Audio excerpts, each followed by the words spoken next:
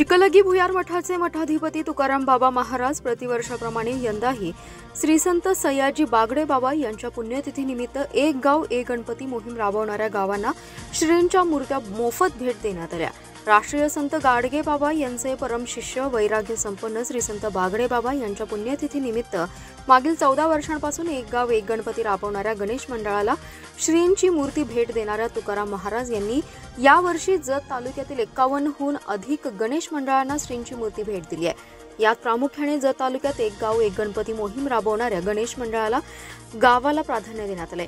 या गावाला श्रींची मूर्ती 11,000 रुपये रोख आणि श्री संत सयाजी बागडे बाबा सन्मान पुरस्कार 2024 देऊन गौरवण्यात येणार आहे।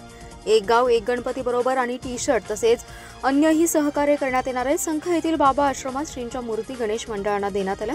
5 फुटाहून अधिक उंची असलेल्या मूर्त्या या मंडळांना देण्यात आल्या। तुकाराम महाराज यांच्या हस्ते श्रींच्या मूर्ती देण्यात आल्या। यावेळी अमोल डफळे, संजय धुमाळ उपस्थित होते।